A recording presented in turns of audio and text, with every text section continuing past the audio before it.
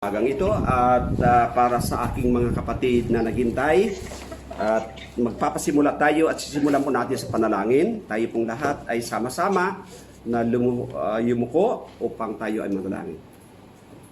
Father God, we just acknowledge, O Lord, that today is the day that you have prepared for your people to listen to your revelation today, O Father God. Alam ko, Panginoon, na ang bawat isa sa aking mga kapatid ay nananabi, O Diyos, na manumbalik ang dati naming ginagawa, O Diyos, na sa araw ng Biyernes Ama, sama-sama kami, O Diyos, dumudulog sa inyong banal na paanan. Hindi kami, Panginoon, pinanghihinaan sa kabila ng nangyayari sa kapaligiran. Bagkus, pinananatili niyo, O Diyos, ang aming kalakasan, ang kagalakan sa aming mga puso, na hindi dahilan, O Diyos, na kami ay paghinaan. Sa halip kami ay lalong tumatatag, lalo kaming lumalakas. Dahil ang sabi niyo, Panginoon, kung saan kami mahina, lalo mo kaming pinalalakas. Ito ang dahilan, O Diyos, kung bakit sa umagang ito, Ama, ang aking mga kapatid na nasa kanilang tahanan, nakikinig sa umagang ito, Diyos. Buksan niyo nawa, O Diyos, ang aming mga puso't espiritu at kaisipan, na aming pong namnamin ang bawat kapahayagan, O Diyos, sa aming kalagitnaan. Kaya hayaan niyo, Diyos, na sa umagang ito, ibaba ko, Diyos, ang aking sarili upang malayang mangusap ang inyong Espiritu Santo sa puso ng bawat isa na nakikinig sa umagang ito, Diyos. Sa kabuuan, O Diyos, sa pangkalahatan, hindi lamang dito, bagkus sa aming bansa, O Diyos, na maraming nakikinig ang sa umagang ito. Padaluyin niyo, Diyos, ang kapangyarihan ng Espiritu Santo, O Diyos, na sa bawat salita na maririnig ng kahit na sino, may pagbabago na mangyayari sa kanila. At pupuspusin nyo ng Espiritu Santo ang bawat magikinig sa umagang ito. Ang kagalakan sa aming mga puso ay mag-uumapaw. Para kayo, O Diyos, sigit na parangalan. Sambahin kayo sa Espiritu at sa katotohanan. Purihin ka, O Diyos, at maraming salamat. Ito po ang aking dalangin. Sa pangalan ng Panginoong Hesus at sa patnubay gabay at kapangyarihan ng Espiritu Santo. Amen. Magandang umaga muli, mga kapatid kay Kristo. So, ang pamagat sa umagang ito ng ating papakinggan ay ang the goodness of God. Ang mga Hudyo, mga Hintel, at tayo na tinawag ni Kristo, binigyan ng bagong puso at espiritu, ay nag-iisip sa ating sarili na tayo ay mga banal. Ngunit, dahil sa karapatang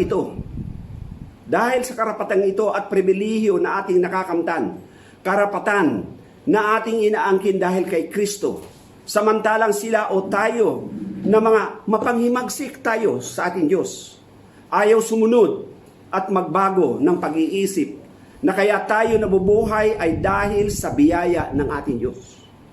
Ngunit ngayon, lahat ng kumikilos, gumagawa o nag-iisip ng kahalintulad nito ay kailangang paalalahanan na ang paghuhukom ng Diyos ay ayon sa tunay na pagkatao nila at gayon din naman tayo.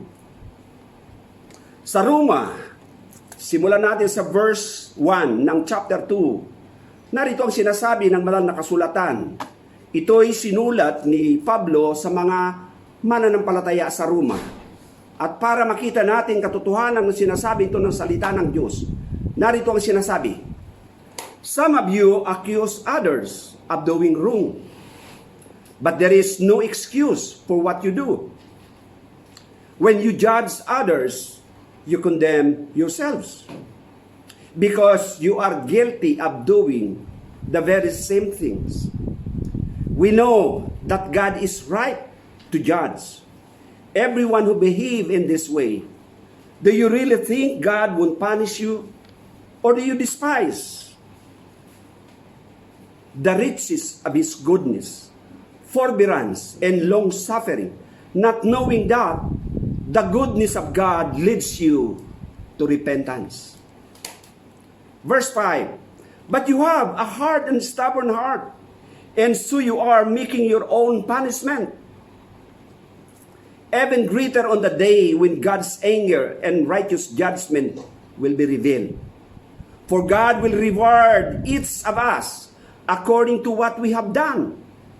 At narito po ang sinasabi ng banal na kasulatan, na tayo tinawag, hindi tayo mga huwis, bagkus tayo tinawag para maging tagapagpatotoo ng mga bagay na ginawa ni Kristo, kung paano tayo nabago, binigay ang bagong espiritu natin at nilagyan ang puso upang ang ating matigas na puso ay palitan ng puso na laman. Inilagay ang espiritu ng Diyos sa atin upang tayo ay makasunod sa kalooban ng Diyos. Dati matitigas ang ating loob, matitigas ang ating puso, ang ating ulo, ngunit mula sa biyaya ng Diyos, bawat binago ni Kristo na nilagyan ng kanyang espiritu, pinalitan ang puso na matigas na kasing tigas ng bato. Inilagay ang kanyang espiritu upang maalala ng bawat isa sa atin kung sino ang Diyos na bumago sa buhay ng totoong tumanggap kay Kristo Jesus na ating Panginoon, na hindi nagbabago noon, ngayon at magpakailanman. Nananatili sa kanyang luklukan pinagmamasdan ang mga kaluluwa sa buong mundo. Inaalam ng Diyos. Tinitignan kung sino-sino sa oras na ito ang totoo na nakikinig sa Diyos na buhay. At nag-aantabay kung ano ang sasabihin ng Diyos. Kaya para sa atin, na mga umaangkin ng karapatang ito, isang pribilehiyo na tayo tinawag at binago. Naging karapatan at naging pribilehiyo natin ito sapagkat tayo tiniyak ng Diyos ayon sa kanyang pinangako, na doon sa mga tumanggap sa Kanya na ginawang Kristo, ang Panginoong Hesus sa ating puso. Pinagkalooban niya tayo ng ganitong uri ng karapatan, ngunit ang karapatang ito, hindi natin dapat na maipagmalaki. Kung gusto nating magmalaki, ang ipagmalaki natin, tayong lahat na nagtiwala at tumanggap kay Kristo, na bago na ang ating puso at wala na yung puso na matigas, bagkus si Kristo nakikita naluluwalhati sa ating pagkatao. Napakabait, mapagpigil at mapanghinuhod, mapagumanin. Hindi ba natin alam ang napakabuti ang Diyos? Ito ang sinabi ni Pablo, hindi ba natin alam na napakabuti niya sa bawat isa sa atin sa kabila natin magsalangsang? Ang kanyang kabutihan ay patuloy niyang ipinadarama sa atin. Dahil iyan ay natatanging katangian ng ating Diyos na buhay. Anuman ang nagagawa natin pagsalangsang sa Diyos, nananatili pa rin siyang tapat sa atin. Nakaantabay, nakasunod sa atin, patuloy na nagpapaalala sa atin na mayroon tayong Diyos na buhay na laging handa na tayo ay yakapin kung tayo ay nanghihina.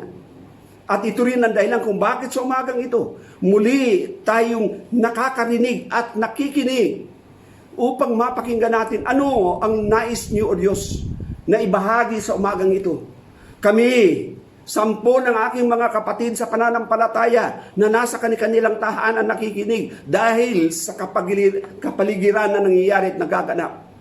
Hindi kami pinanghihinaan, Panginoon. Nananatili pa rin kami, Ama, na malalakas at matatag. At narito ba ang sinasabi ng Diyos sa verse 6 ng Roma? But you have heart and stubborn heart. You are making your own punishment. Even greater on the day when God's anger and righteous judgment will be revealed. So naritong sinabi ng Diyos, ang kanyang sinabi, ang katigasan ng ating puso, na tayo pa rin pala naggumagawa sa paghuhukom kung mananatili ang katigasan ng puso ng bawat tumanggap kay Kristo, na pinalitan ang puso at binigyan ng kanyang espiritu upang tayo makasunod sa kalooban ng ating Diyos, ang anak na si Jesucristo na ating Panginoon. Verse 6, for God will reward each of us according to what we have done. Ayon dun sa mga ginawa natin na hatulan ang bawat tao ayon dun sa ating mga ginawa. Ngunit ang ating kaligtasan ay ayon dun sa pananampalataya na tinanggap natin si Kristo. Hindi dahil sa ating mabubuting gawa kung bakit tayo maliligtas. Kung hindi tayo maliligtas, biyaya na mula sa Diyos. Tayo kinahabagan. Wala tayong may pagmamalaki. Hindi natin pwedeng sabihin sa kay Juan o kay Pedro na mali ang ginagawa ninyo. Bakit sino ba tayo na sila'y husgahan sa ginagawa nila? Wala tayong karapatan. Bagkus tayo tinawag upang magpatotoo ng ginawa ng Diyos sa buhay natin. At tatandaan natin, Sabi dito sa verse 6 ulit, God will reward each of us according to what we have done. Kung gumawa ka o nagtanim ka ng mabuti, aani ka ng mabuti. Kung gumawa ka ng masama, ang aanihin mo ay masama. What we sow, we will reap. What we plant, we will harvest. Kung ang ginawa natin ay mabuti, ang kapalit noon ay kabutihan. Kung yung ginawa na ay ang pag-ibig, higit pa ang matatanggap natin dahil ang Diyos ang nagsabi nito. Verse 7, some people keep on doing good, seek for glory, honor, immortal life. To them, God will give eternal life. Ito ang sinasabi ng banal na kasulatan. Sa mga nagsisipagtiyaga, sabi rito, mga mabubuting gawa, paghahanap ng kaluwalhatian. We seek for glory. Kaya tayo nagpapatuloy na makagawa ng mabuti. Tandaan natin, hindi tayo makakagawa ng kabutihan sa ganang atin. Bagkus ang Diyos ang nagbibigay sa atin ng lakas para tayo makagawa ng kabutihan na galing sa Diyos. At hagahangad tayo ayon doon sa sinasabit pangako ng ating Diyos na tayo ay bibigyan niya ng buhay na walang hanggan. Mabubuhay tayo at bibigyan tayo ng buhay na walang hanggan kapag nanatili tayo sa Diyos na nangako sa atin. Ngunit, ito ang pasubali sa verse 8. But to those who are self-seeking and who reject the truth and follow evil, there will be wrath and anger. Ngunit matinding galit at puot ang sasapitin ng mga taong makasarili at ayaw sumunod sa katotohanan kundi sa kasamaan. So the Lord, binigyan na ng more emphasize dito ang tinutukoy na makasarili. Self-seeking. Gusto niya self-centered. Siya gusto niya lagi ang nakasintro na sa bawat gagawin niya, gusto lagi siya nakikita. Ang tawag sa taong yun, self-centered. Ngunit sa mga nakay Kristo, hindi na dapat self-centered, Christ-centered ang dapat na nakikita. Kaya ang kabutihan ng Diyos ay mananatili sa sino mang ang nakasintro sa kanyang pamumuhay ay si Kristo. Ngunit para sa atin, ang babalang ito ng ating Diyos doon sa mga gumagawa ng hindi nakakalugod sa Diyos. Ang sabi dito, gusto nila, sila ang laging nakikita. Ayaw nilang tanggapin ang katotohanan. Sa halip, ang ginagawa nila ay yung kasamaan. Anong sabi doon? Puot ng Diyos ang matatanggap ng sino mang tao na gumagawa ng kahalintulan nito. Ayaw sumunod sa katotohanan, anong gagawin ng ating Diyos? Sabi dito, doon sa mga matitigas ang ulo, there will be suffering in verse 9, distress for every person who does evil. Paghihirap at kapigatian ang daranasin ng bawat gumagawa ng masama. So narito, ang gumagawa ng mabuti, aanihin niya ay mabuti. Ngunit ang gumagawa ng masama, paghihirap, kapigatian ang daranasin. Mapipigati hindi lamang yung tao o ligit sa lahat ng mananampalataya. Unang-unang namimigati kapag ang isang mananampalataya ay nakagawa ng paglabag. Ang unang-unang namimigati ay ang banal na espiritu. Nalulungkot ang banal na espiritu katulad ng unang panahon nangyari nung ang unang tao, nung bago lipuli ng Diyos, nakita ng Diyos ang labis na kasamaan na umiiral sa ibabaw ng mundo. At tanging isang tao ang nakita ng Diyos na lumalakad na matuwid sa panahon ni Noah. At ang sabi ng Diyos, labis kong ikinalulungkot na nilikha ko ang tao. So the Lord Himself declares to Himself na He grieves because of the sin sa ibabaw ng mundo. At iyon ang nakita ng Diyos. Gayon din naman sa atin. Doon sa mga patuloy na gumagawa ng masama. Ang sabi ng ating Panginoon, ano mangyari? Suffering o paghihirap, kapigatian ng kanilang daranasin. Ang bawat gumagawa ng masama, una, ang mga Hudyo, pangalawa, ang mga Grigo, tayo na mga Hintil, the Gentiles and the Jews, or the Jews first, then the Gentiles. Ito'y isang babala na ang daranasin ng isang tao na patuloy na gumagawa ng masama. Paghihirap at kapigatian ang daranasin. Yamang alam din naman, kung maalala natin, sumulat si Santiago sa mga mananampalataya bilang paalala sa bawat mananampalataya, sapagat ito'y isinulat sa mga mananampalataya. Ang sabi ni Santiago ay ganito: to those who knows to do good but fail to do it, they sin. Ang nakakalam ng mabuting gawin at hindi ginawa, siya ay nagkakasala. Tayo, alam na natin, we know what is wrong and we know what is right.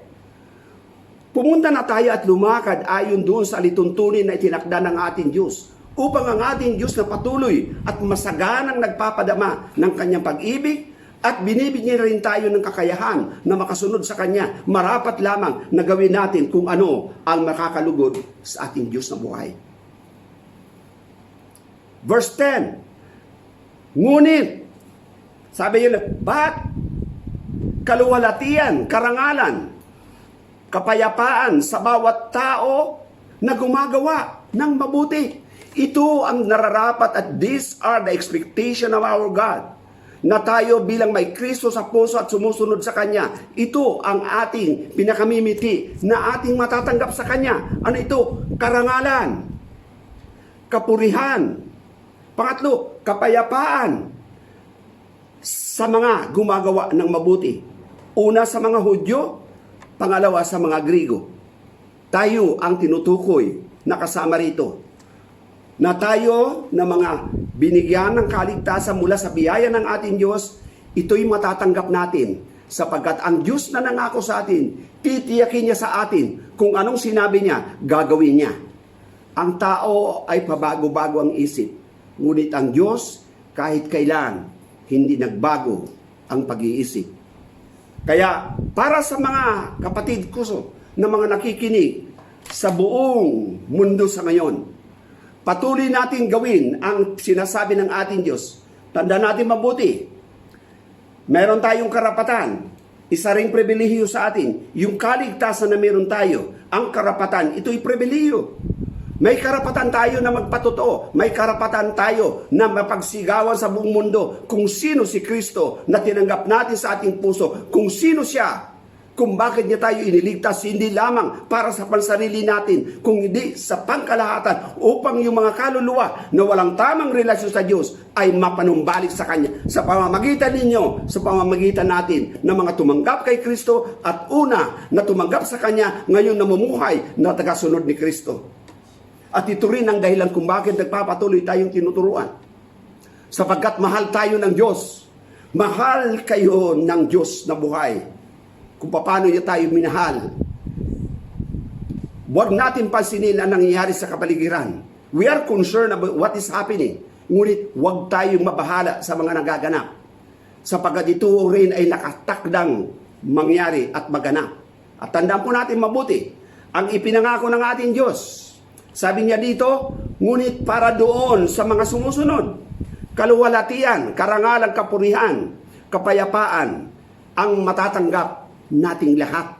Ito'y pangako ng ating Diyos. Kung ganon, mga kapatid ko kay Kristo, therefore, sumulat si Pablo ulit para ipaalala sa atin ang katiyakan kung sino ka, sino ako, sino tayo sa harapan ng ating Diyos. Nagtagubilin siya at itong sinabi. Philippians chapter 2 verse 12 to 13. Therefore, my beloved, sabi dito, therefore, my beloved, as you have always obeyed, not as in my presence only, but now much more in my absence. Sabi ni Pablo, kaya nga mahal kong mga kapatid na laging sumusunod sa akin noong kasama ninyo ako. Si Pablo, ako bilang lingkod ng Diyos, naging masunurin kayo kay Kristo. At dahil dito, ang sabi dito, higit pa kayong tumalima. Ngayong malayo ako. Magkakalayo tayo. Nasa inyo kayong mga tahanan at nasa kanila rin kayong kinalalagyan.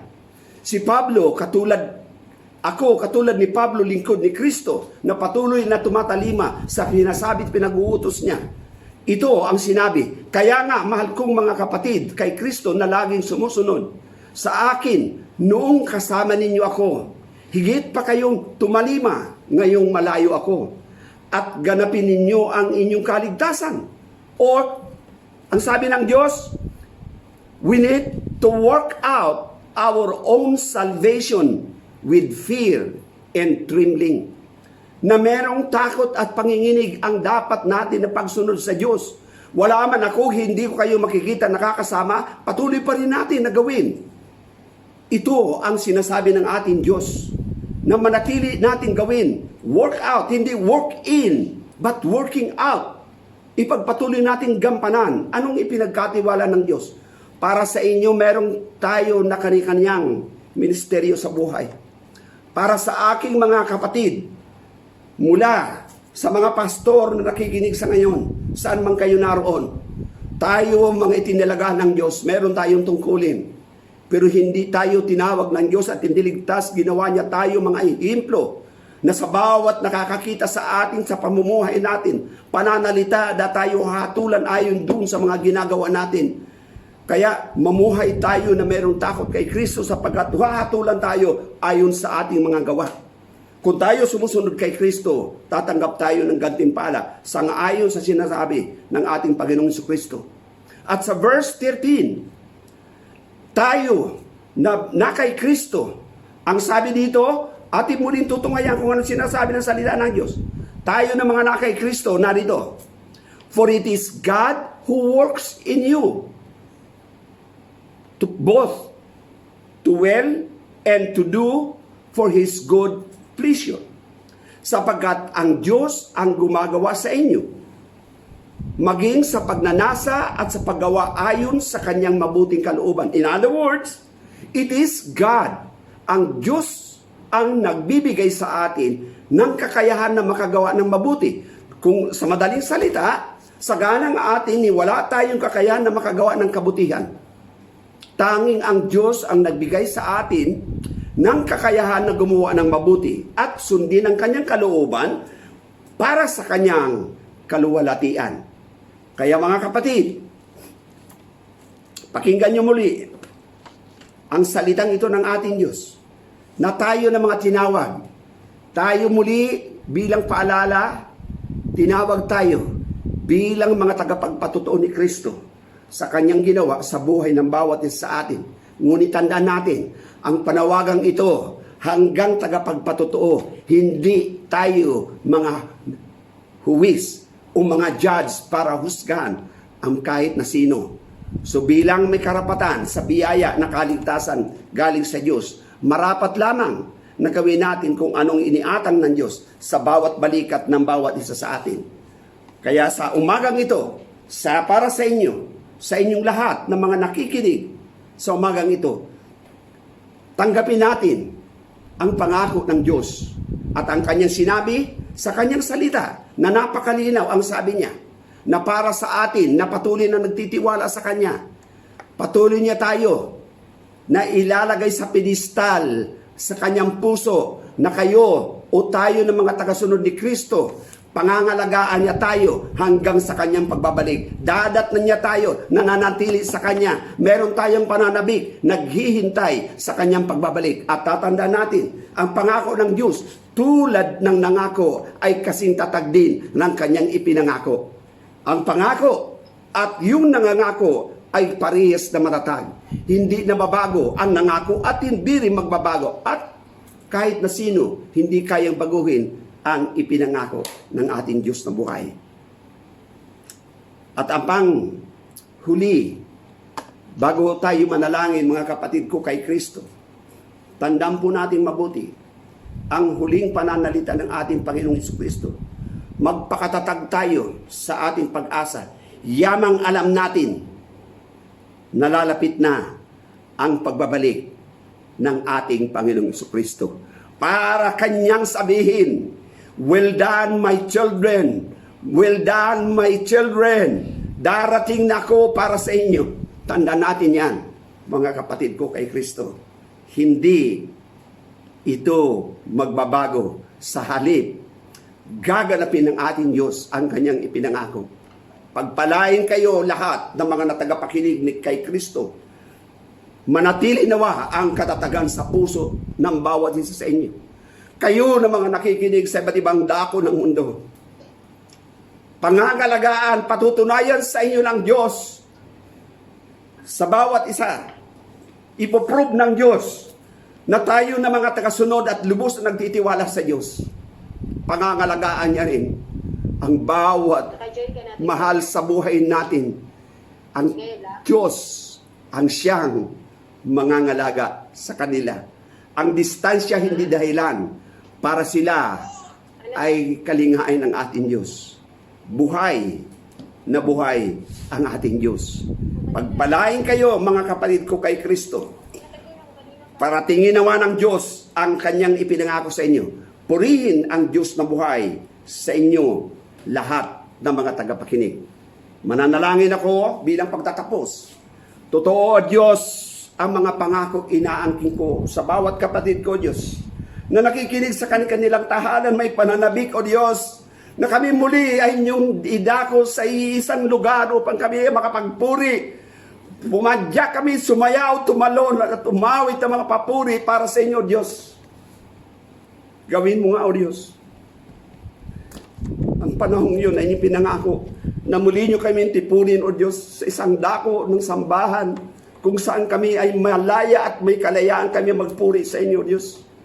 Alam ko, Panginoon, ng panahong ito at ang panahong yun na itinakda nyo, Ama, ay inyong ang gaganapin at gagawin, Ama, para lalo kayong parangalan. At sasamahan mo kami, O Diyos, tulad ng iyong sinabi, kung kami, Ama, ay sama-sama na nagkakaisa, bababa kayo, sasayaw at aawit sa aming kalagitnaan. Kaya purihin ka, dakilang Diyos. Purihin ka, sa inyo lamang ang karangalan, sa inyo lamang, O Diyos, ang walang hanggang pagpupuri ng bawat isa, O Diyos. Sa inyo lahat ang kapurihan, karangalan, O Diyos, at higit sa lahat ang pasasalamat sa natatanging isang Diyos sa pangalan ni Kristo Jesus na nasa aming puso at